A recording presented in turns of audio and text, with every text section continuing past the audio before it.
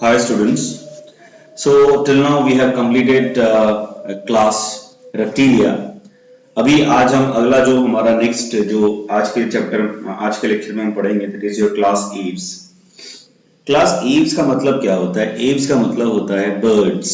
ठीक है, तो आज हम बात करेंगे और पढ़ेंगे क्लास बर्ड्स के बारे में. बर्ड्स के बारे में हम जानेंगे, इनके जनरल कैरेक्टरिस्टिक फीचर्स क्या होता है, उसके बाद इनके स्पेशल कैरेक्टरिस्टिक फीचर्स क्या होते हैं, डिफरेंस क्या है.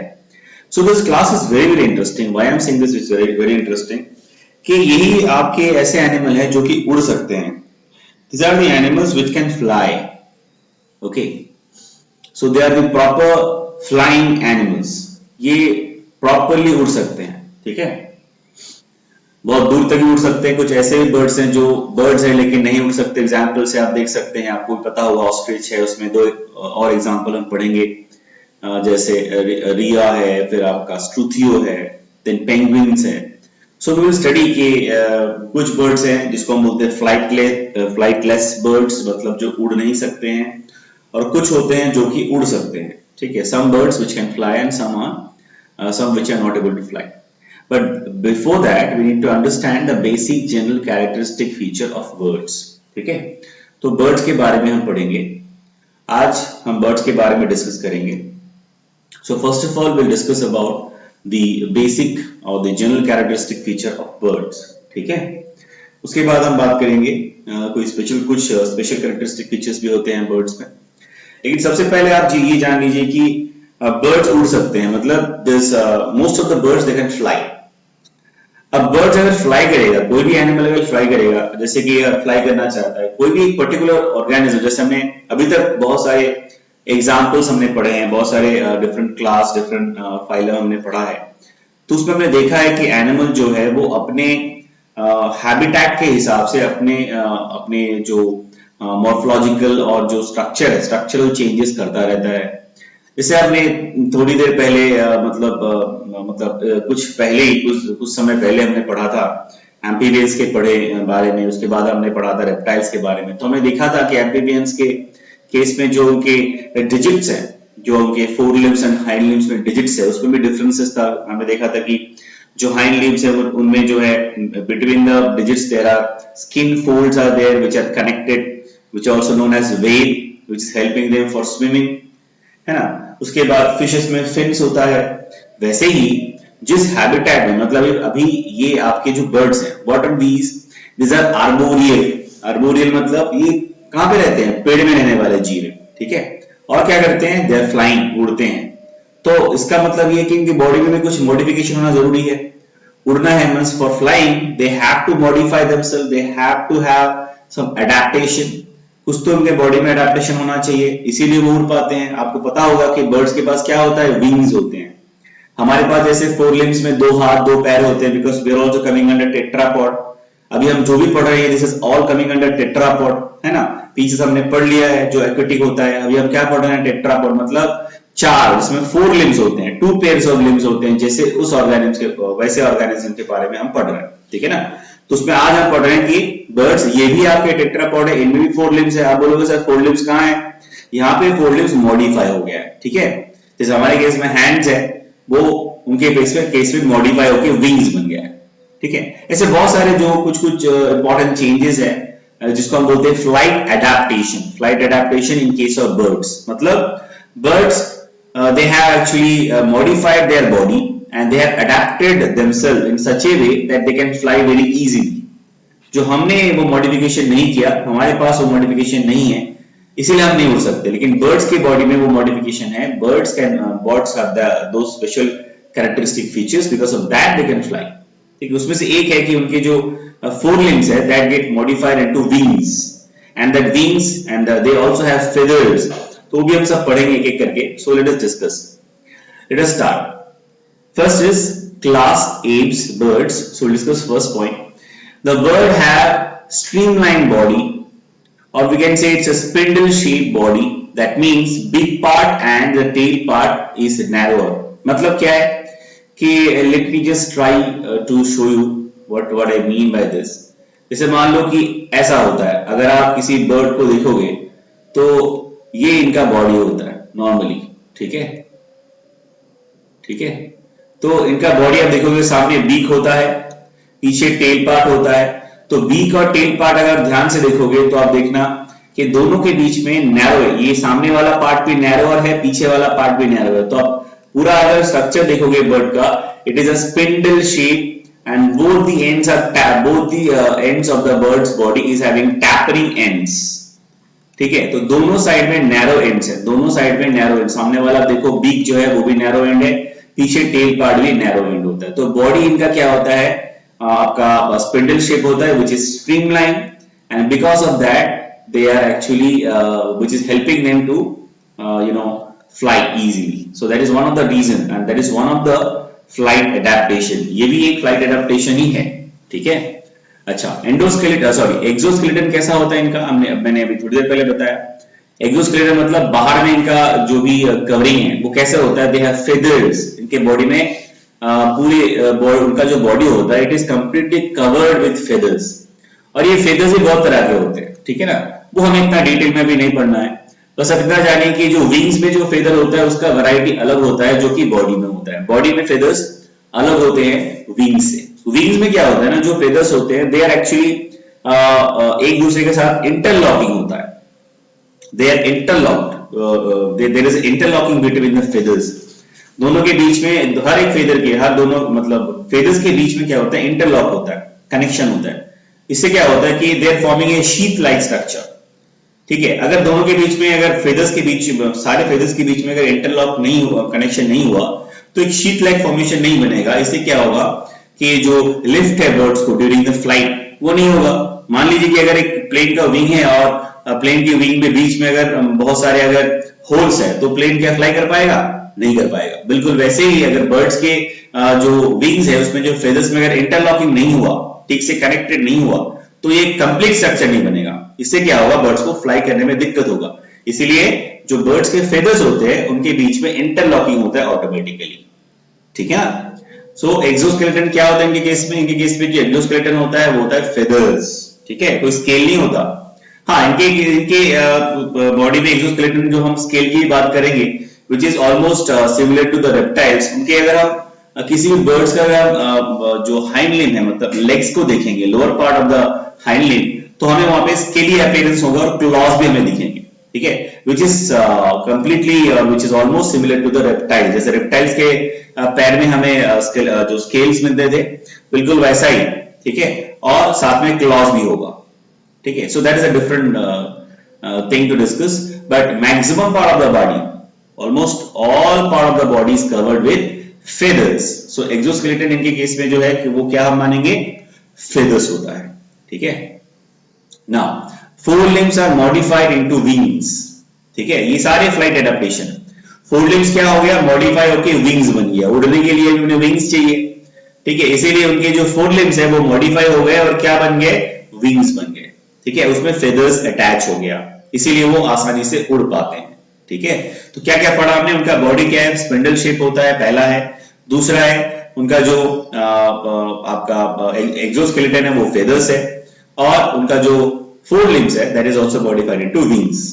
Now the skin is very dry, इनके बॉडी में जो स्किन होता है ये बहुत ड्राई होता है, एंड उनमें कोई भी ग्लैंड नहीं होता है, नॉर्मली कोई ग्लैंड नहीं होता, क्योंकि उनको जैसे हमने फ्रॉग में देखा था कि उनके बॉडी में बहुत सारा ग्लैंड होता है to maintain the moisture and all, but इनके केस में ऐसा नहीं है। इनका जो स्किन होता है वो नॉर्मल ड्राई होता है और इनमें ज्यादा ग्लैंड नहीं होता है स्किन में, ठीक है, except one gland that is called preen gland. एक ग्लैंड होता है उनके केस में बॉडी में, उसको बोलते हैं प्रीन ग्लैंड, और वो कहां रहता है, it is present at the base of the tail, ठीक है, टेल के बिल्कुल पीछे के पोर्शन में जहां पे टेल पार्ट है उनके बॉडी का, वहां पे बेस जो होता है वहां पे होता है आपका ये प्रीन ग्लैंड, और जिसे हम कहते हैं ऑयल ग्लैंड। अब इसका काम क्या है, एक्चुअली ये जो प्रीन ग्लैंड है इससे जो है ऑयल सीक्रेट होता है, there is a secretion of a special type of oil from this gland, और वो ऑयल क्या करते हैं, बर्ड्स उसको कंटिन्यूअसली कलेक्ट करते रहते हैं और उसको फेदर्स में अपने बॉडी में पूरे फेदर्स, पूरे बॉडी में जितने फेदर्स है उस पे अप्लाई करते रहते हैं, ठीक है ना। अब देखो ऐसा आप कभी भी किसी बर्ड को अगर आप देखोगे, कभी आपने ऑब्जर्व किया होगा, वो अगर बैठे रहेंगे तो से what they will do, they will always doing something with their feathers. ध्यान देना, वो अपने बीक के साथ पहले तो पीछे की तरफ अपने टेल की तरफ अपने बीक को लेके जाएंगे, उसके बाद वो अपने फेदर्स पे कंटिन्यूअसली बीक से कुछ लगाते रहते हैं या बीक से कुछ करते रहते हैं। एक्चुअल में वो क्या करते हैं ना, वो ऑयल जो उनके प्रीन ग्लैंड जो कि आपके टेल के पार्ट में, बेस ऑफ द टेल में है, वहां से कलेक्ट करते हैं ऑयल को और कंटिन्यूअसली फेदर्स में अप्लाई करते रहते हैं। अब आप पूछोगे सर इसका फायदा क्या है? इसका बहुत इंपॉर्टेंट है, बहुत ही जरूरी है इनका ये प्रीन ग्लैंड, ये ऑयल जो अप्लाई है बहुत जरूरी है, ये भी हेल्प करता है इनको फ्लाई करने में। क्यों? क्योंकि ये जो ऑयल ये कंटिन्यूअसली अप्लाई करेंगे, इससे क्या होता है कि जो फेदर्स है इसमें जो वाटर है वो वाटर रिफ्लेक्ट करता है, वाटर को एब्जॉर्ब नहीं करता। क्योंकि आप ये देखो, अगर वाटर विंग्स में एब्जॉर्ब हो जाएगा तो वेट जो है जो फेदर्स में अगर वाटर एब्जॉर्ब हो जाएगा तो वेट जो है विंग्स का वो बढ़ जाएगा। अगर वेट बढ़ जाएगा विंग्स का तो फ्लाई नहीं कर सकते बर्ड, है ना। इसीलिए वो हमेशा क्या करते हैं, अपने जो फेदर्स पे कंटिन्यूअसली प्रीन ग्लैंड से, या जिसे हम ऑयल ग्लैंड कहते हैं, उससे ऑयल निकाल के अपने बीक से कंटिन्यूअसली अप्लाई करते रहते हैं, ताकि जो भी कभी बारिश हो जाए या अगर पानी मतलब पानी ना लगे उनके फेदर्स में और वो आसानी से उड़ पाए। That is a main purpose. So that is also one of the flight adaptation. ठीक है, फ्लाइट एडेप्टेशन क्या है? सिंपल, बर्ड्स को उड़ने के लिए जो भी मॉडिफिकेशन जरूरी है, जो बर्ड्स ने अपने ड्यूरिंग द कोर्स एवोल्यूशन किया, हमें जो मिलता है हमें देखने के लिए, उसे हम कहते हैं फ्लाइट एडेप्टेशन। ठीक है ना, चलिए आगे बढ़ते हैं। Now the feathers have interlocking arrangements between them, okay, and which form a sheath-like structure. ठीक है, जो मैंने आपको पहले ही बताया कि उनमें जो फेदर्स होता है उनके बीच में क्या होता है, इंटरलॉकिंग होता है। अगर इंटरलॉकिंग है इसीलिए तो शीट लाइक स्ट्रक्चर बनता है, जो कि प्रॉपर विंग है बनता है, इससे वो आसानी से फ्लाई कर पाते हैं। अदरवाइज तो विंग्स अगर नहीं बनता प्रॉपर्ली, अगर इंटरलॉकिंग नहीं होता तो फिर वो फ्लाई कर ही नहीं सकते थे, है ना। So that is a reason कि जो फेदर्स होते हैं उनके बीच में इंटरलॉकिंग होता है। ठीक है ना। Now next, they have bony endoskeleton. तो इनके बॉडी में जो इनके एंडोस्केलेटन होता है वो क्या होता है, वो बोन से बनता है। लेकिन यहाँ पे आपको ये समझना पड़ेगा, इनका बोन्स में भी मॉडिफिकेशन होता है। हमारे ऐसे या दूसरे एनिमल जैसे नॉर्मल बोन्स नहीं होता इनका बोन्स क्या होता है, न्यूमैटिक बोन होता है। न्यूमैटिक बोन का मतलब क्या है? न्यूमैटिक बोन का मतलब होता है कि बोन में उनमें क्या ना, उनमें जो है एयर सैक्स होते हैं। बोन जो होता है पफी होता है, बोन के अंदर भी एयर सैक्स होते हैं जिसमें कि हवा जो है या फिर एयर जो है उसमें भरा रहता है। इससे क्या होता है, बोन्स उनके हल्के हो जाते हैं। मतलब आप देख सकते हो कि in all the aspects of the body, birds ने फ्लाई करने के लिए जितना भी पॉसिबल है अपने बॉडी को मॉडिफाई करना, मैक्सिमम मॉडिफिकेशन उन्होंने किया है, इसीलिए वो आसानी से फ्लाई कर सकते हैं। देखिए बोन्स भी उनके फ्लफी होते हैं और उनमें क्या होता है कि एयर सैक्स होते हैं, उसमें हवा भरा रहता है। ठीक है, इससे बोन क्या होता है और लाइट हो गया, इसलिए उनका बॉडी वेट भी घट गया बहुत, इसीलिए वो आसानी से उड़ सकते हैं। So that is also you have to understand. I hope you have to understand. I hope you have to understand. I hope you have to understand. I hope you have got that point. Now next. Now we'll discuss about the next part. अब देखिए हम सबको पता है, हमने दूसरे junior classes में भी पढ़े हैं, all of you already study, कि जो हमारा जो रेस्पिरेटरी सिस्टम में हमने पढ़ा था कि हमारा लंग्स होता है इन केस ऑफ अस, तो वैसे बर्ड्स में भी लंग्स होता है। हम पढ़ेंगे थोड़ा सा, उसमें मॉडिफिकेशन है वो हम देखेंगे। लेकिन जो लंग्स जो है कहाँ रहता है, थोरैकिक कैविटी में रहता है, रिब केज के अंदर रहता है, ये हमें सबको पता है। ठीक है, अब जब वो रिब केज का स्ट्रक्चर क्या है, कितने बोन्स हैं, ये हम और डिटेल में पढ़ेंगे। लेकिन आप सबको पता है कि स्टर्नम जो होता है वो बीच का बोन होता है, जिसे हम बोलते हैं ब्रेस्ट बोन, जो आपके रिब केज में जितने भी बोन्स है, ठीक है, जो आपके रिब्स है एक्चुअली, वो सब स्टर्नम के साथ एंटीरियर पोर्शन में ज्वाइन होता है, कनेक्टेड रहता है। ठीक है, अब देखो नॉर्मल जो सारे एनिमल्स हैं उनमें जो स्टर्नम होता है वो क्या होता है, फ्लैट होता है। ठीक है, नॉर्मल फ्लैट होता है। लेकिन जो बर्ड्स होते हैं उनके केस में जो आपका स्टर्नम इट इज कील्ड। ठीक है, इसको समझने के लिए थोड़ा सा मैं डायग्राम देखेंगे तो आपको और क्लियर होगा। So let us see the diagram. यहां पे देखते हैं। ठीक है, देखिए यहां पे कील्ड का मतलब क्या है, ये थोड़ा सा ट्रायंगुलर होता है। ठीक है, ये थोड़ा सा सामने की तरफ आप अगर थोड़ा सा इमेजिन करोगे तो ये सामने की तरफ थोड़ा सा ट्रायंगुलर होता है, थोड़ा सा आगे की तरफ होता है। इससे क्या होता है कि इनके जो विंग्स है, आप यहां ध्यान से देखिए, थोड़ा सा ट्रायंगुलर होता है। बट नॉर्मली अगर हम दूसरे एनिमल्स की बात करें स्टर्नम, तो वो कैसा होता है पता है, ये सिंपल ऐसे स्ट्रेट और ऐसे फ्लैट होता है बस। और यहाँ पे आके सारे जो भी रिब्स है वो आके यहाँ पे अटैच होता है दोनों साइड में, ऐसे। ये नॉर्मल एनिमल्स के केस में ऐसा होता है। ठीक है। लेकिन आप देखिए कि बर्ड्स के केस में क्या है, बर्ड्स के केस में ऐसा नहीं है, ये थोड़ा सा कील्ड टाइप का है, मतलब इसमें थोड़ा सा मतलब डिप्रेशन बना हुआ है। इससे क्या होता है कि एक्स्ट्रा डिप्रेशन आप देख सकते हो यहाँ पे, दिस इज एक्स्ट्रा डिप्रेशन। अब ऐसा जरूरी क्यों एक्स्ट्रा डिप्रेशन का, इससे क्या होता है कि जो उनके विंग्स है, विंग्स यहाँ पे प्रॉपरली अटैच हो पाते हैं, इससे कि उनको जो है प्रॉपर जो शेप मिलता है फ्लाइट के समय या उड़ने के समय, जो उनको प्रॉपर शेप चाहिए वो उन्हें मिलता है। और मेन क्या रीजन है, ये जो कील स्ट्रक्चर है यहाँ पे जो है फ्लाइट मसल्स है वो भी अटैच होते हैं, ठीक है। यहाँ पे जो है फ्लाइट मसल्स आके अटैच होते हैं, इसीलिए जो आपका स्टर्नम है इनके केस में वो कील्ड शेप का होता है, ठीक है। It's a keeled sternum, normal flat sternum नहीं होता है। क्या, दो रीजन है, एक तो विंग्स आके अटैच होंगे वहां पे, विंग्स के मतलब विंग्स मतलब क्या है, बोन्स, ठीक है ना, बोन्स यहाँ पे जो अटैच होंगे, और जो फ्लाइट मसल्स है, ठीक है, वो भी वहां पे अटैच होंगे, ठीक है। और यहाँ पे आप देख सकते हो कि दोनों विंग्स के बीच में बैलेंस मेंटेन करने के लिए और एक स्पेशल स्ट्रक्चर होता है, बोलते हैं फ्यूज कॉलर बोन, ठीक है। तो कॉलर बोन यहाँ पे इनके केस में फ्यूज होता है, ठीक है। So I hope it is clear, let us go back to our slide. Yeah, now this is actually this keeled bone or the sternum or the breastbone in case of birds. मैंने अभी बताया वहां पे क्या होता है, flight muscles attach होते हैं, that is also one of the main reason of the modified structure of the sternum, ठीक है। तो फ्लाइट मसल्स क्या है, muscles which is helping for the movement of the wings. अब विंग्स को movement करने के लिए जो मसल्स हेल्प करता है, मतलब विंग से ही तो बर्ड फ्लाई करता है, इसीलिए जो फ्लाई करने में जो मसल्स हेल्प करता है उसे बोलते हैं फ्लाइट मसल, जो कि विंग्स में होता है। वो कहां से अटैच होता है, किसके साथ अटैच होता है, जाके डायरेक्टली स्टर्नम के साथ अटैच होता है, ठीक है। और अटैचमेंट के लिए that is the main reason कि फ्लाइट मसल को अटैच करने के लिए ये जो स्ट्रक्चर है वो बदल के कील्ड शेप का हो जाता है, ठीक है। आई hope it is clear. Now next, अब जो दूसरा है कि जो मॉडिफिकेशन है वो देखेंगे। दूसरा है कि जो बर्ड्स की जो हाइंड लिम्स है, मतलब लेग्स जो हम जिसे कह सकते हैं, it is actually modified for perching. Perching is a mechanism, perching mechanism के लिए उनके जो हाइंड लिम्स है वो मॉडिफाई हो जाते हैं। थोड़ा इसको समझने के लिए हमें फिर डायग्राम देखना होगा, अदरवाइज आपको समझ में नहीं आएगा। Let us go back to the diagram. Yeah we have the diagram here. So you can see the perching mechanism, मतलब आपको ध्यान से समझना है कि बर्ड्स के जो क्लॉज होते हैं वो जब सबसे पहले आपको पता है कि बर्ड जो है अर्बोरियल मतलब ट्रीज में रहते हैं, मतलब किसी भी ट्री, वो जब भी लैंड करते हैं नॉर्मली वो ट्री ब्रांचेस में भी लैंड करते हैं, है ना। हाँ, there are birds, sea birds also land on the land, मतलब जमीन पे भी लैंड करते हैं, बट नॉर्मली हम यहाँ पर्चिंग, हम उसकी बात नहीं कर रहे हैं, हम पर्चिंग मैकेनिज्म की बात कर रहे हैं।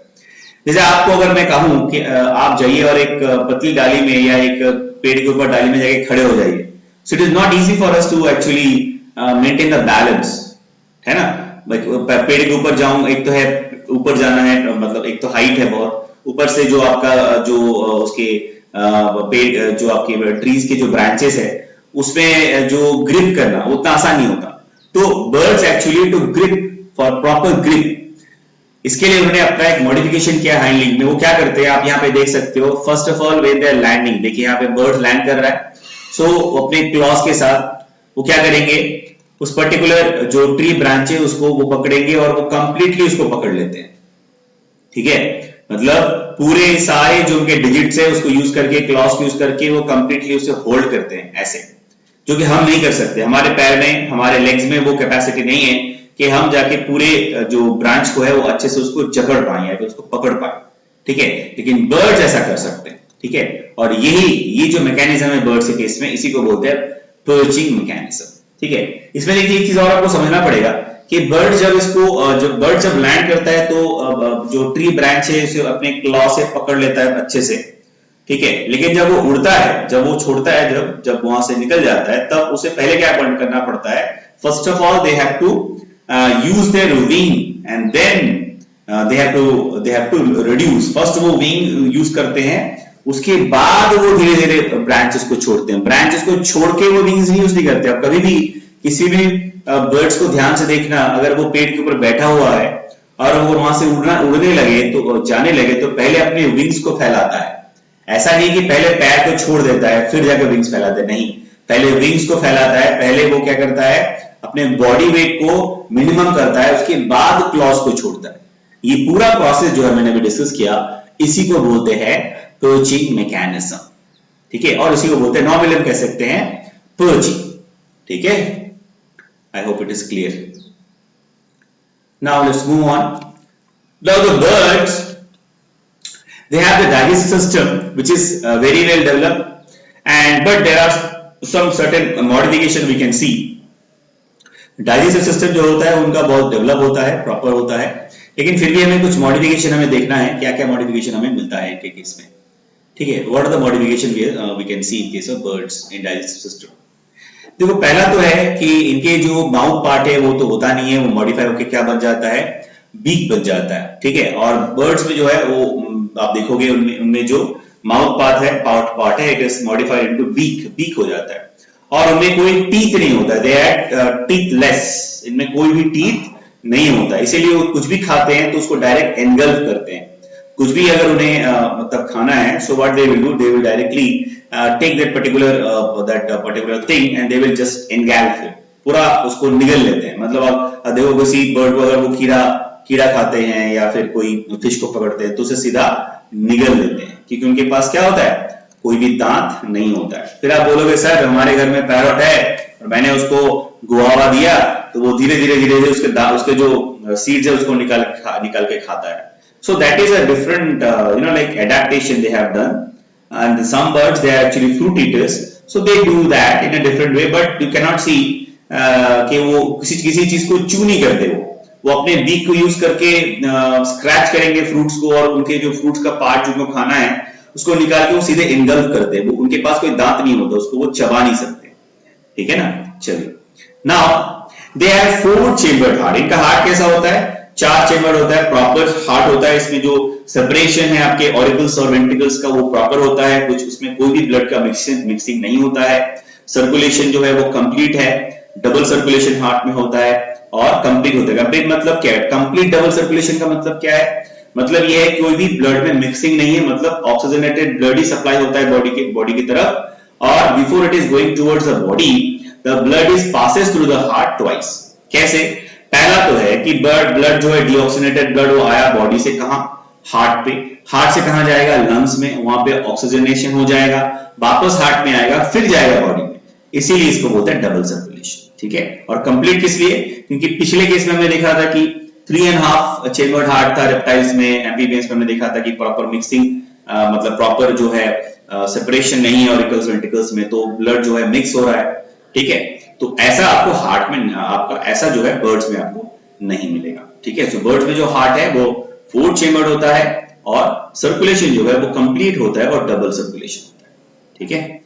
अब देखो बर्ड्स में जो है ना, पहला तो क्या है, बर्ड जो है बेसिकली आप ये जान लीजिए कि होता क्या है, ये क्या करते हैं, यूरिक एसिड रिलीज करते हैं, यूरिकोटेलिक होते हैं। क्यों, क्योंकि बर्ड्स को ज्यादा, यहाँ पे भी वो एक तरह का फ्लाइक एडेप्टेशन ही है, अगर बॉडी में ज्यादा पानी या ज्यादा मतलब वाटर जो है वो प्रिजर्व करते रहेंगे तो उससे क्या होगा, उनको वेट भी ज्यादा हो जाएगा, तो इसीलिए क्या करते हैं वो एक्सक्रीशन भी जो करते हैं वो क्या करते हैं, मिनिमम वाटर लॉस करते हैं उसमें, और वो होता है यूरिक एसिड, इसीलिए जो बर्ड्स होते हैं वो यूरिकोटेलिक होता है। लेकिन किडनी होता है इनमें, they have the kidney but they are uricotelic, ठीक है। और बर्ड्स के जो एक्सक्रीटा है उसे हम बोलते हैं बर्ड्स ड्रॉपिंग या फिर गुआना, क्या बोलते हैं, बर्ड्स ड्रॉपिंग या गुआनो, ठीक है। सो गुआनो भी बोल सकते हैं, और इसका बहुत इकोनॉमिक इंपॉर्टेंस भी है, हम आगे पढ़ेंगे इसके बारे में, ठीक है।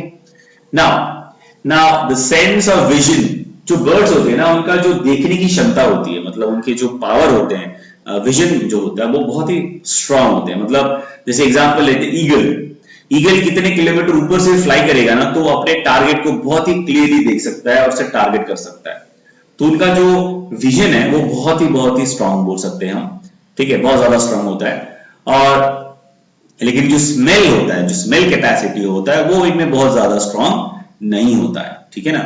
लेकिन जो विजन होता है वो बहुत अच्छा होता है, और उनकी आंखों में क्या हमें यहाँ मिलता है, डबल जो एकोमोडेशन ऑफ पावर जो होता है ना, उनकी आंखों में डबल एकोमोडेशन पावर हमें मिलता है, ठीक है, सिंगल नहीं डबल एकोमोडेशन ऑफ पावर उनमें होता है, इसलिए वो बहुत अच्छा देख सकते हैं, बहुत दूर से भी देख सकते हैं, उनका जो पावर होता है देखने का वो बहुत ज्यादा होता है, लेकिन स्मेल का पावर बहुत ज्यादा नहीं होता और जरूरी भी नहीं है, क्योंकि वो बहुत दूर से देख सकते हैं अपने जो टारगेट को. So they will target it and they will just go for it, they will just take it and they will just और they will hunt it whatever. ठीक है, तो जो भी उनको चाहिए वो देख सकते हैं. तो उन्हें स्मेल बहुत अच्छा, मेल जो ऑर्गन है उनको बहुत ज्यादा डेवलप भी नहीं है और उन्हें चाहिए भी नहीं, इसलिए वो डेवलप नहीं है. ठीक है ना. तो बर्ड्स के केस में जो है उनका जो विजन है वो बहुत अच्छा होता है, बहुत स्ट्रांग होता है. ठीक है. Now they are oviparous. ठीक है, मतलब क्या है, एग लेइंग होते हैं. They're oviparous and egg laying animals. एक कैसा होता है, पॉलीलेसिटल होता है और क्लिडॉइक होता है. पॉलीलेसिटल मतलब सेल्फ सफिशिएंट होता है, प्रॉपर. क्लिडॉइक मतलब इनमें प्रॉपर जो स्ट्रक्चर है उसमें मेम्ब्रेन होता है, आउटर मोस्ट शेल होता है, प्रोटेक्शन अच्छा रहता है. ठीक है ना. योग सैक भी होता है ना. तो जो पॉलीलेसिटल मतलब और क्लिडॉइक मतलब प्रॉपर मेम्ब्रेन होता है, प्रॉपर स्ट्रक्चर होता है और सेल्फ सफिशिएंट होता है न्यूट्रिशन में. इसका मतलब क्या है कि जो एम्ब्रायनिक डेवलपमेंट में जितने भी न्यूट्रिशन चाहिए वो एग में अवेलेबल होता है. ठीक है ना. Next, they have sidings which is a sound producing organ. इनके पास क्या होता है, इनके पास होता है sidings which is a very like unique organ, unique actually part what we can see in case of birds, and that is your signings. काम क्या है साइनिंग्स का, इसका काम होता है साउंड प्रोड्यूस करना. ठीक है. और इसका डायग्राम थोड़ा देख लेते हैं हम तो आपको और क्लियर हो जाएगा कि साइनिंग्स क्या है. साइनिंग्स आपका, या this is the signings you can सी. तो आप ये अगर बर्ड है तो बर्ड का अगर आप देखोगे तो ये बीक है, बीक के बाद आप देख सकते हो विंड पाइप है, then they are having the special type of organ. जैसे हमारे केस में लैरिंक्स होता है ना, बिल्कुल वैसे इनके केस में क्या होता है, syrinx which help them to produce sound. उसके बाद आपका लंग्स का ब्रोंकस है, फिर ये लंग्स है, उसमें लंग्स पे स्पेशल एयर सैक्स होते हैं, हम डिस्कस करेंगे अभी आगे जाके. तो साइनिंग्स क्या है, syrinx is the special type of organ which is present in case of birds which help them to produce sound. Sound को प्रोड्यूस करने के लिए, आवाज निकालने के लिए जो पार्ट होता है आपके बर्ड्स के केस में उसे बोलते हैं साइनिंग्स. हमारे केस में क्या होता है, लैरिंग्स. ठीक है. अब next, the birds are homeotherms. Homeotherms मतलब जो अपने बॉडी के टेम्परेचर जो है उसको कॉन्स्टेंटली मेंटेन कर सकते हैं. जैसे हम भी कर सकते हैं, मैमल्स भी कर सकते हैं, है ना. और इसे हम क्या बोलते हैं, वार्म ब्लडेड एनिमल. पाइकिलोथर्म्स हमने पढ़ा था और होमियोथर्म्स. तो पाइकिलोथर्म्स और पिकिलोथर्म्स मतलब क्या होता है, cold blooded animals which cannot maintain their body temperature according to the they cannot maintain their own body temperature. ठीक है, कांस्टेंट टेम्परेचर मेंटेन नहीं करते, वो एनवायरमेंट के टेम्परेचर के साथ अपने बॉडी का टेम्परेचर को घटाते रहते हैं, बढ़ाते रहते हैं. लेकिन जो एनिमल्स अपने बॉडी का टेम्परेचर कांस्टेंट रखता है, whatever the environmental condition doesn't matter, they will maintain the body temperature, they are called homeotherms. And commonly we call them as warm blooded animals. So birds क्या हैं, birds warm blooded animals हैं. ठीक है. Now respiration कैसे करते हैं, they have lungs for their, देखो heart इनका प्रॉपर फोर्थ चैम्बर होता है, एक्सक्रीटरी सिस्टम प्रॉपर होता है, डाइजेस्टिव सिस्टम प्रॉपर होता है. तो लंग्स रेस्पिरेशन कैसा होता है इनमें, रिलैक्स रेस्पिरेशन. इनमें जो होता है लंग्स होता है रेस्पिरेशन के लिए, they have lungs, that means pulmonary respiration they have, and the lungs is used for respiration. लेकिन इनके लंग्स में थोड़ा सा मॉडिफिकेशन होता है, स्पेशल स्ट्रक्चर होते हैं. लंग्स में हम क्या देख सकते हैं, there are some air sacs, extra air sacs are present. ठीक है. और वो एयर सैक उनको किसमें हेल्प करता है, they help in double respiration. जो एयर सैक है वो उनको किसमें हेल्प करता है, for double respiration. अब इसे थोड़ा समझना होगा कि सर डबल रेस्पिरेशन क्या है. डबल रेस्पिरेशन, या यहां पे हम देख सकते हैं, this is the trachea, now this is the syrinx, अभी हमने देखा था. Then we can see this is the interclavicular air sac. अभी देखो ये जो स्ट्रक्चर आपको दिख रहा है ये भी एयर सैक है, ये इनका लंग्स होता है, और ये anterior posterior thoracic air sac. तो बहुत सारे एयर सैक जो है वो आपको यहाँ पे दिखेंगे, जो आपके लंग्स में जो है एयर जो बर्ड्स का लंग्स है उसके साथ रहता है. ठीक है. सो बर्ड्स का लंग्स, बर्ड्स के जो लंग्स है उसके साथ हमें क्या मिलता है, क्या देखने मिलता है कि एक्स्ट्रा एयर सैक्स होता है. ठीक है, बहुत सारे एयर सैक्स होते हैं. जैसे हमने अभी शुरू में देखा कि intervertebral air sac at the beginning of the lungs, then anterior posterior thoracic air sacs. ये देखो एंटीरियर एयर सैक है, इसके बाद पोस्टीरियर है, फिर थोरैसिक है. सो बहुत सारे एयर सैक्स होते हैं. अब बोलोगे सर ये एयर सैक से डबल रेस्पिरेशन क्या क्या मतलब, डबल रेस्पिरेशन क्या है, इसको समझना पड़ेगा आपको। देखिए जब इनहेलेशन करता है बर्ड्स, जब हवा को अंदर लेता है, उस समय क्या होता है कि हवा जो है वो लंग्स में जाता है, जिससे कि बर्ड्स रेस्पिरेशन करता है ना। उसी समय हवा जो है वो आपका एयर सैक में भी रहता है, भर जाता है, ठीक है, it fill the air sacs as well. अब जब एक्सहेलेशन होता है, जब हवा बाहर निकालते हैं बर्ड्स, उस समय क्या होता है, एक तो लंग से हवा बाहर जाता है, वो तो सही है, लेकिन जो एयर सैक है उससे हवा क्या होगा, वो लंग्स में आ जाएगा। ध्यान से समझिए, जब इनहेलेशन करता है बर्ड तो जो एयर है वो एयर सैक्स में भी जाता है और साथ में लंग्स में भी आता है। तो लंग्स में जब एयर से एयर आ गया तो फिर रेस्पिरेशन स्टार्ट हो गया। रेस्पिरेशन जब हो गया, ब्लड जब ऑक्सीजनेटेड हो गया तो फिर नया ब्लड आ जाएगा, तो एक्सहेलेशन होगा, अभी कार्बन डाइऑक्साइड को बाहर निकालेगा बर्ड्स। जब एक्सहेलेशन होता है, जब एयर बाहर निकलता है, उस समय क्या होता है, एयर सैक में जो हवा था, फ्रेश एयर था, वो लंग्स में आ जाता है, ठीक है। इससे क्या होता है कि बर्ड्स के लंग्स, बर्ड्स का जो लंग्स है वो हमेशा हमेशा जो है फ्रेश एयर से भरा होता है, ठीक है, वो कभी भी खाली नहीं होता, वो हमेशा उसमें फ्रेश एयर रहता है, जो कि हमारे केस में नहीं है। हम क्या करते हैं, हम जब सांस लेते हैं तो फ्रेश एयर जाता है अंदर, और जब हम सांस निकाल देते हैं तो जो हमारा जो एयर है विद कार्बन डाइऑक्साइड एक्सहेलेशन जो हम करते हैं वो बाहर निकलता है, तब हमारा जो लंग्स है वो खाली होता है, ठीक है, ठीक है, उसमें कोई भी फ्रेश हुआ एयर नहीं होता है until we inhale the air again।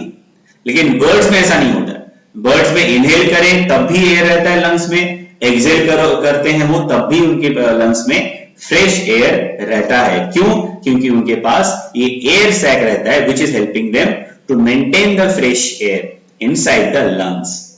I hope आपको समझ में आया होगा, है ना। तो जो लंग्स रहता है, वो लंग्स, जो बर्ड्स के केस में लंग्स है, उसमें जो फ्रेश एयर है वो हमेशा रहता है। इसका मतलब क्या है, इससे आपको क्या पता चला, इससे ये क्यों ऐसा होता है, it is also one of the flight adaptation. क्यों? आप सबको पता है कि हम जितना मेहनत करेंगे, हम जितना फिजिकल वर्क करेंगे, हम जितना अपने मसल्स को यूज करेंगे, अपना फिजिकल एक्टिविटीज करेंगे, हमें उतना ज्यादा ऑक्सीजन चाहिए।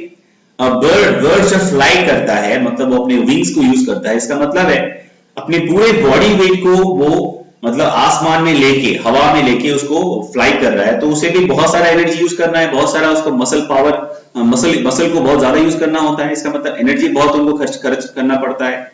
इसके लिए उनको ऑक्सीजन चाहिए, कंटिन्यूसली ऑक्सीजन का सप्लाई चाहिए। इसीलिए उनके जो लंग्स में है ये मॉडिफिकेशन है to provide continuous oxygen for respiration, ठीक है ना। तो ये भी एक तरह का जो आप बोल सकते हो flight adaptation in case of birds, ठीक है। तो अगर हमारे ऐसा लंग्स उनके पास होता तो शायद वो इतना लॉन्ग जो है फ्लाइट नहीं कर पाते, उड़ नहीं पाते ठीक से, वो थक जाते बार बार, ठीक है। सो ये रीजन है, ठीक है ना, और इसी को कहते हैं double circulation. I hope it is clear. So today will try to finish the general characteristic feature and let's see how much we can do, and next class will continue with the rest part, ठीक है। जो भी बचेगा हम next class में करेंगे। Now so double circulation हमें दिखता है ना।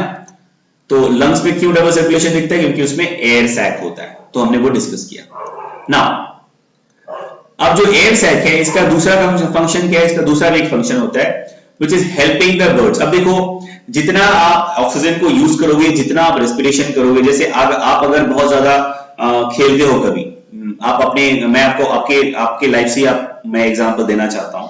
जैसे आपको जिस दिन छुट्टी मिलता है, संडे के दिन, आप लोग बहुत खेलते हो, है ना। All of you actually go to the field, बहुत क्रिकेट खेलते हो कुछ, या खेलते रहते हो आप लोग, है ना। उस समय आप जब बहुत खेलते हो या भागते हो, तो आप देखना आपको बहुत पसीना आता है, आपको गर्मी लगती है बहुत, यू फील द हीट, आपका बॉडी टेम्परेचर बढ़ जाता है। क्योंकि हम जब मसल को यूज करते हैं, जब हम फिजिकल एक्टिविटीज करते हैं, तो हम ऑक्सीजन के प्रेजेंस में हम क्या करते हैं, एनर्जी को यूज करते हैं। तो उससे जो आउटपुट होता है, हमें एनर्जी मिलता है, साथ में क्या मिलता है, हीट एनर्जी मिलता है। बॉडी में क्या मिलता है, हीट एनर्जी से बॉडी का जो टोटल टेम्परेचर है वो बढ़ जाता है, ठीक है ना। इसलिए हमें भी हीट, हमें अपने बॉडी का टेम्परेचर लगता है कि बढ़ गया है, हमें पता चलता है। वैसे बर्ड में क्या होता है, तो उसको कूल करने के लिए, बॉडी टेम्परेचर को मेंटेन करने के लिए वो क्या करते हैं, उनके पास ये एयर सैक भी होता है। तो एयर सैक का दूसरा क्या काम है, it is also functioning as a cooling structure in case of birds, ठीक है ना। नेक्स्ट हम बात करेंगे नर्वस सिस्टम के बारे में बर्ड्स के केस में। देखो बर्ड्स के केस में जो है ब्रेन है वो प्रॉपर्ली डेवलप होता है और उनमें 12 pairs of cranial nerves, proper 12 pairs of cranial nerves हमें दिखते हैं, ठीक है। और सेंस ऑर्गन की बात करेंगे तो उनमें जो मिडिल ईयर है उसमें सिर्फ एक ऑसिकल होता है जिसका नाम है स्टेपिस। उनका जो मिडिल ईयर होता है उनमें सिर्फ एक ऑसिकल होता है जिसका नाम है स्टेपिस, ठीक है। और मैंने पहले ही बताया कि उनके जो सेंस ऑर्गन के बारे में भी यहां पे बोलेंगे कि उनके आईज जो होते हैं ना, eyes are having double accommodation power. Normally दूसरे एनिमल्स में क्या होता है ना, they are having single accommodation power, but birds के केस में क्या है, they have double accommodation of power, ठीक है। ये हम आगे और पढ़ेंगे कि एकोमोडेशन ऑफ पावर क्या होता है, ये सब आगे आने वाला है, हम सब आगे धीरे धीरे पढ़ने वाले, so don't worry about that. बस आप इतना जानिए, accommodation of power is helping them to see the things very clearly even it is far away, ठीक है। That is actually accommodation of power. Now the birds are oviparous. Birds क्या होते हैं ना, ओविपेरस होते हैं, एग लेइंग, जो हमने अभी भी थोड़ी देर पहले भी हमने डिस्कस किया। लेकिन देखिए इसमें थोड़ा सा डिफरेंस है। जब जो यंग वन होते हैं ना, मतलब जैसे बर्ड से होते हैं ना, वो अंडे दे देंगे और अंडे जो डेवलप होगा, मैच्योर होगा, उसके बाद हैच होगा, उसके बाद जो यंग वंस बनते हैं, जो यंग वंस निकलते हैं, उसके दो तरह के दो टाइप्स होते हैं basically. That is basically we have two types. कितने तरह के होते हैं बर्ड्स में? पहला है जो उसको बोलते हैं नीडिफ्यूगस, ठीक है, FUGOUS। तो यहाँ पे जी जो है, यहाँ पे आप लिख लेना, यहाँ पे जी होगा FUG, तो यहाँ पे GOUS है, नीडिफ्यूगस, ठीक है। पहला टाइप का नाम है नीडिफ्यूगस, दूसरा टाइप का नाम है नीडिकुलस। दो तरह के, ध्यान से समझिए। जब कोई भी बर्ड्स अंडा देता है तो अंडा क्या होगा, वो तो हैच होगा ना, egg will hatch after the young one is completely mature. अगर जब बर्ड्स का जो यंग वन है वो प्रॉपर्ली मैच्योर हो जाएगा तो अंडे को वो तोड़ के बाहर निकलेगा। तो दो, मतलब चूजे हम बोल सकते हैं उसको, हिंदी में अगर बोलते हैं तो चूजे। तो बर्ड्स के जो चूजे होते हैं वो दो तरह के होते हैं, ठीक है। एक होता है नीडिफ्यूगस, दूसरा होता है नीडिकुलस। तो बात करते हैं नीडिफ्यूगस की पहले। नीडिफ्यूगस टाइप क्या होता है, जब किसी भी मतलब नीडिफ्यूगस कैटेगरी क्या है, जो young one, the young ones which are coming from which are actually coming out after the hatching of the egg and immediately they start walking। hatch होने के बाद तुरंत उस वॉक करना स्टार्ट कर देते हैं और उनके जो आईज होते हैं, those eyes, the eyelids are also open, वो देख सकते हैं, उनके eyelids भी ओपन होते हैं, वो चल सकते हैं, they can walk immediately after they hatch। और उनके बॉडी के ऊपर चारों तरफ बहुत सॉफ्ट फेदर्स जो है उससे कवर रहता है, ठीक है। तो यहाँ पे this one is feathers, if you please write down, covered with, body is covered with feathers, FEATHER, ठीक है, फेदर्स, ठीक है। तो ऐसे जो यंग वन जो हैच होते हैं, हैच होने के बाद तुरंत मूव कर सकते हैं, लोकोमोट कर सकते हैं, वॉक कर सकते हैं और उनकी बॉडी के चारों तरफ फेदर से ढका भी होता है, उनके आंख भी खुले होते हैं, मतलब वो अपना खाना खुद ढूंढ के खा सकते हैं, ठीक है, तुरंत हैचिंग के बाद। वैसे जो यंग वन है उसे हम कहते हैं नीडिफ्यूगस, ठीक है। ऐसे यंग वन जो बर्ड के केस में हमें मिलेंगे उसे बोलते हैं नीडिफ्यूगस। तो आपने देखा होगा जो आपके चिक होते हैं हेन के, ठीक है, जैसे मुर्गी के, जो आपकी मुर्गी जो हम बोलते हैं जिसे कॉमनली हिंदी में, उनके जो चूजे होते हैं वो अंडे से निकलने के बाद ही वो घूम सकते हैं और वो अपना खाना खुद ढूंढ सकते हैं। वैसे कैटेगरी के जो आपके यंग वंस हैं बर्ड्स की, उसे बोलते हैं नीडिफ्यूगस। और नीडिकुलस जो ऐसा नहीं कर सकते, मतलब हैच होने के बाद उनके पास ना ही फेदर होता है, ना ही उनका आंख खुला होता है और ना ही वो चल सकते हैं। तो मतलब जन्म के बाद भी मतलब हैच होने के बाद भी उनको काफी दिनों तक अपने पेरेंटल केयर में रहना पड़ता है। अपने जो उनके मदर, जो उनके पेरेंट बर्ड्स हैं, they will take care of those young one till they grow the feathers on their body and they are capable of walking or flying, and also their eyelids also opens. Until that time they will be under the observation of their parents. तो ये दो तरह के हमें young ones जो कि birds के case में मिलता है। पहला है नीडिफ्यूगस जो कि जन्म के बाद, मतलब हैचिंग के बाद, जन्म नहीं बोल सकते हम इसे यहाँ पे, इमीडिएटली आफ्टर द हैचिंग, अंडे से निकलने के बाद तुरंत वो चल सकते हैं, उनके बॉडी के चारों तरफ बॉडी फेदर से ढका होता है, आंख खुला होता है, so they can survive on its own. लेकिन दूसरे जो निडिकुलस है वो ऐसा नहीं कर सकते, उसका एग्जांपल है स्पैरो। ठीक है, चलिए और भी बहुत सारे एग्जांपल है हम आगे और देख लेंगे। Now next, now the right ovary and the right oviduct are vestigial. ठीक है, अब देखो इनके केस में जो होता है ना, right ovary and the right oviduct are vestigial in case of birds. ठीक है, बर्ड्स के केस में जो राइट ओवरी होता है और राइट ओविडक्ट होता है वो वेस्टिजियल होता है, मतलब कोई फंक्शन नहीं करता। ठीक है, अब देखो ऐसा नहीं कि काम नहीं करेगा, मान लो कि किसी केस में जो लेफ्ट ओवरी है वो काम नहीं कर रहा है, तो ये राइट ओवरी काम करना शुरू करेगा, तो वो कंडीशनल है। नॉर्मली जो होता है वो right ovary right oviduct vestigial होता है। अगर कोई कंडीशन है कि लेफ्ट ओवरी काम नहीं कर रहा है, left ovary is not functional, in that case the right ovary can start working और functioning. Okay, now the study of birds is known as ornithology. Birds के बारे में हम जब पढ़ते हैं उसे हम कहते हैं ornithology. When you study about bird, that subject is known as ornithology. ठीक है, नाउ हमारे इंडिया में जो सबसे बड़े मतलब ऑर्निथोलॉजिस्ट या बोल सकते हैं, जैसे बर्डमैन ऑफ इंडिया कहते हैं, उनका नाम है डॉक्टर सलीम अली। ठीक है, doctor Salim Ali is the scientist और ornithologist who did actually extensive work on Indian birds. इसीलिए हम उन्हें कहते हैं bird man of India also. Next is nidology. Nidology का मतलब क्या होता है, नेस्ट जो होता है ना, बर्ड्स के नेस्ट के बारे में जो स्टडी करते हैं उसे कहते हैं, मतलब बर्ड्स के नेस्ट के बारे में जो स्टडी हम करते हैं उस सब्जेक्ट को हम कहते हैं नीडोलॉजी। बर्ड्स के बारे में स्टडी करते हैं उसे हम कहते हैं ऑर्निथोलॉजी। ठीक है, so there are some differences, so be careful. Now birds are called glorified reptiles. ठीक है, birds are called glorified reptiles। क्यों कहते हैं इसे वो हम आगे देखेंगे, मैं बताऊंगा आपको। और ये जो glorified reptiles birds को किसने कहा था फर्स्ट टाइम, हक्सले साइंटिस्ट थे, they had given he actually gave the term आपका glorified reptiles। birds जो है glorified reptiles, so हम बताएंगे क्यों है birds glorified reptiles in the next classes। So next classes में आपको थोड़ा नीडोलॉजी की भी बातें में बारे में भी पढ़ाऊंगा, बताऊंगा मैं। थोड़ा ज्यादा अपने सिलेबस में है नहीं, but just for the understanding and proper idea about the nest also. देखिए जो बर्ड्स का नेस्ट होता है ना, वो भी बहुत तरह के होते हैं। अलग अलग बर्ड्स अलग अलग तरह के नेस्ट बनाते हैं, कुछ बर्ड्स नेस्ट नहीं बनाते हैं। ठीक है, तो वो हम आगे अगले लेक्चर में देखेंगे। So till then take care, stay at home, be safe, thank you.